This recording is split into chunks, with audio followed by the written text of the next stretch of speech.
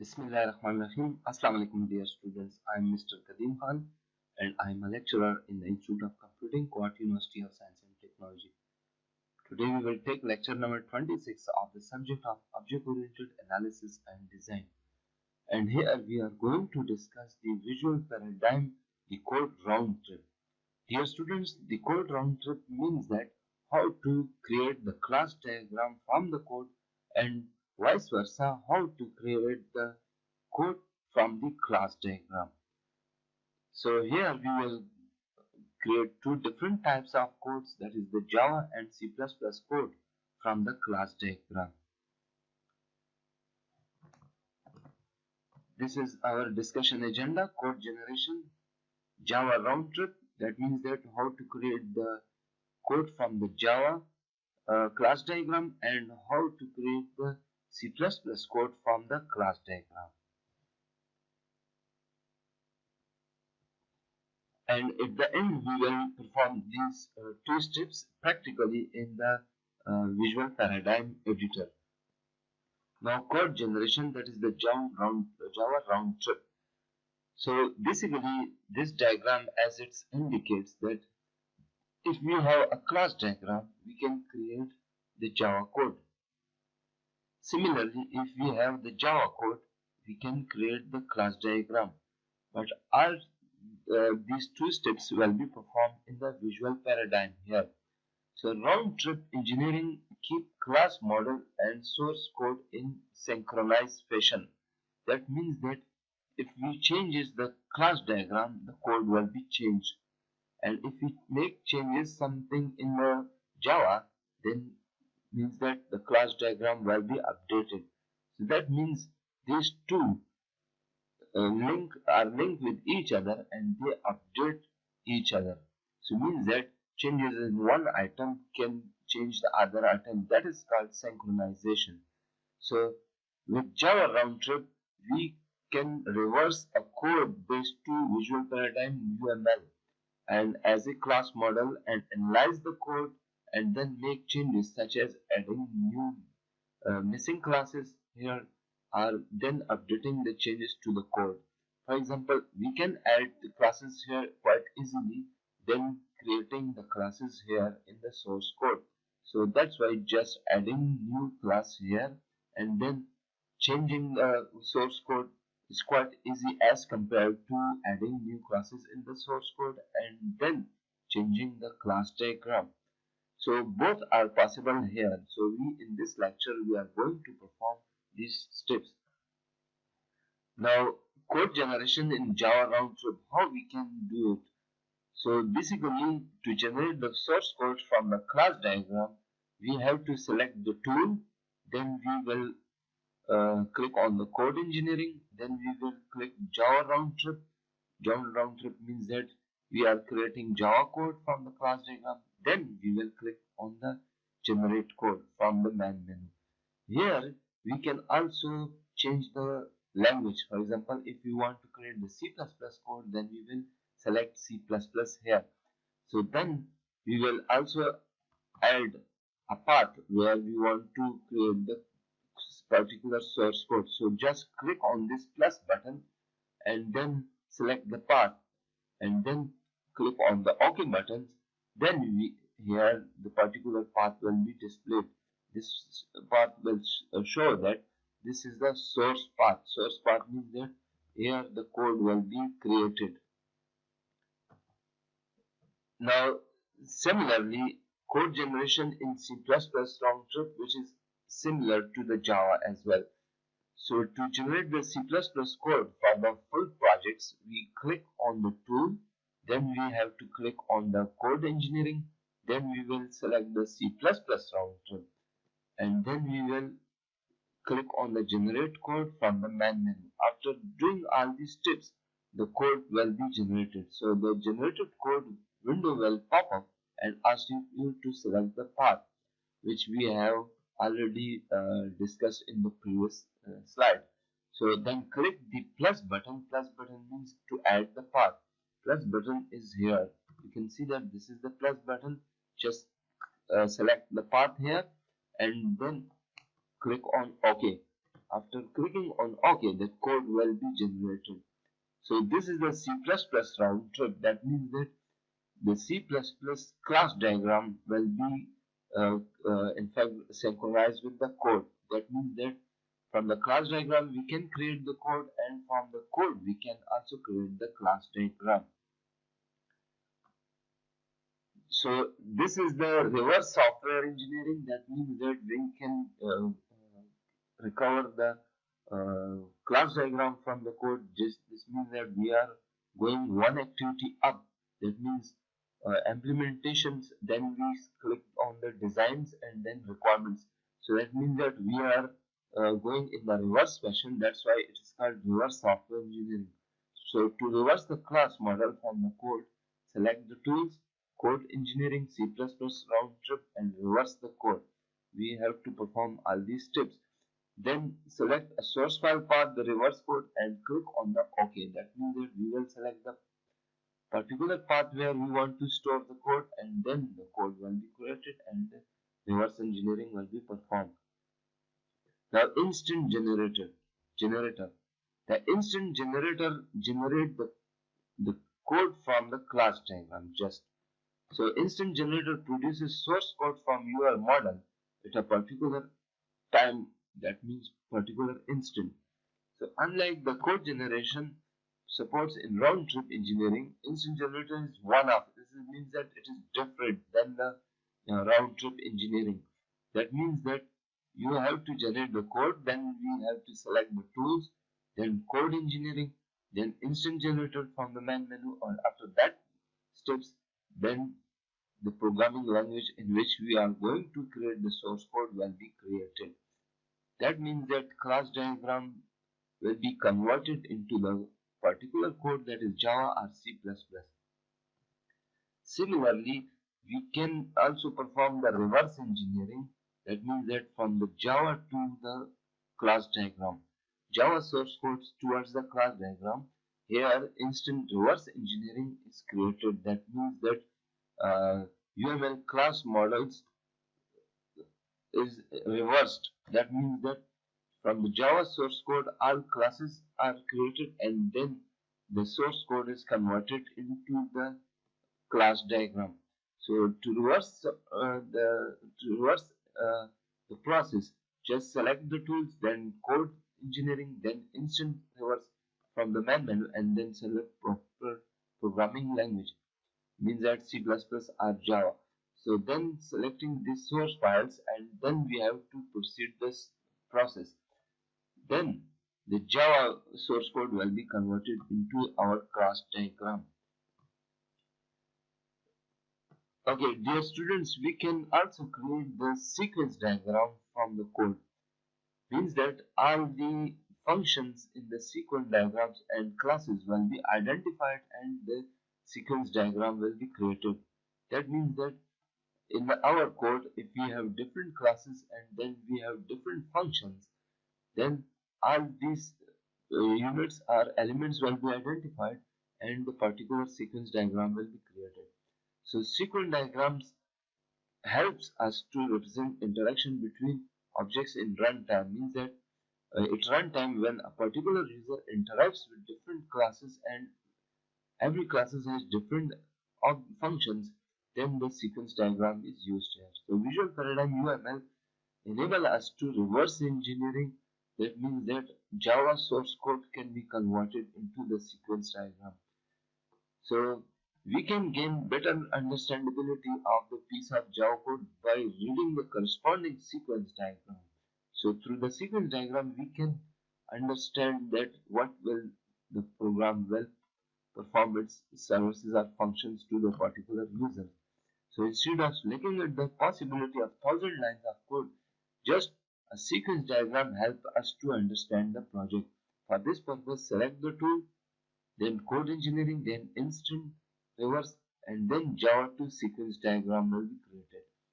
So from the main menu, we will do all such steps. So add the folder that contains the source code and continue and select the source file. And finally, visualize code will be created here. This is in fact the way how to convert the source code into the particular sequence diagram. First of all, you can see that we have a library here, java.util.statics. Then we have a class, register controller class. This is the public class. Then we have a list, private list accounts equal new arrays list. This is the arrays list which is assigned to the list accounts. Okay, now that means that list account is an array. The public void register is the functions here with the parameters of string name, int, age, and this is the body of this function, that account, new account. That means that here it is the objects instantiated. Then through the object instantiation we have access different functions associated with these objects. That means the account.set id and pass the parameters 1, account.set name and pass the string name, and set age, and that add account. So that means that different functions are called through this objects. Then public list get account, this is another function, and it creates the list here. So this is of the data type of list, and it returns the accounts. It returns the particular accounts information. Now you can see that first we have register controller class. So here we have register controller class. Then we have the account class. Then we have account class object. You can see there account class object has been instantiated. Then we have the list functions here. List class, public list class is in fact created here. And here you can see that different functions are called in the register controller class. First we have register functions in the first steps. You can see that here we have register function in the first step, and register function call another function inside of the body. So what sort of functions are calling here? So account object functions are called here. So that's why account function and all functions that are here are called here. And at the end we have get account functions is called here. So get account function is called here. So that means you can see that all the functions are represented in the sequence diagram, and at the end you can see that this is the brackets which is completed. So that means that the output is returned here 1 to 6, means that 1 2 4 5 and 1 to 6. 1 to 6 steps are returned here. So this is how we have created the sequence diagram. Dear students, this is the end of the slides. Now we will perform all these activities in the visual paradigm, so stay tuned with us. Now we will launch our visual paradigm. You can see that already we have created a class diagram here. I can also add another functions. So for example, to add some new functions here, you can perform different steps here, right? Just right click and then click on the add and functions. So here I will add a function that is calculate. Calc GPA is another function. Similarly, I can also add another function here, that the same function or operation. So calc GPA. So just I have added two different functions. Now to create the code from this class diagram, just click on tool here, click on the code or expand this. You can see that generate Java code, generate C++ code, reverse Java code, reverse C++ code, and similarly instant reverse and instant generator. Generate state machine code from this class diagram. Similarly generate the state machine code and all other activities. So we are now going to create the Java code from this class diagram. So click on tool, expand this code generation menu, click on the generate Java code, then click here. Now you can see that there are two languages supported by visual paradigms, Java and C++. So we are going to create the Java code. Now this is the default path where this code will be generated. You can add your defined path, another path here as well. So just you need to click this plus button. So if I want to create the code somewhere else, then I will click this plus button. That means that another path has been created. So now I can modify this path as well. So anyone, for example, I can also modify the first path here. So just click here. I want to add this code in the desktop. So click on the desktop and OK. Press OK. You can see that the path has been changed. Now click on OK button to create the code here. You need to click on the OK button. Then the code will be created. So I need to click on the OK button to create this code. Right. Okay. Just click on OK. Now the process of creating the code has been performed and completed. Now I need to go to desktop. So just come here. You can see that there is a folder created. Now in our visual paradigm, the project name is the university and student is in fact a sub element in the university. That means that main module is university and sub module is the student. So here a folder has been created. Double click on the folder. Now in our visual paradigm project we have three different classes: student, undergrad student and postgraduate student. Similarly, you can see that in this folder three classes are created. Now we can open these classes. So just click on open. You can see that this is the university package and public class postgraduate extend students. Means that student is the parent of postgraduate. This was the postgraduate class, and there is a function calculate GPA, which is an empty function. So here we can add the code here. Similarly, we have the another child class here. So just click on this edit menu. You can see that this is a package university public class undergrad extend students. So that means that this is another class created, and this is the parent class. So in the parent class we have public class students.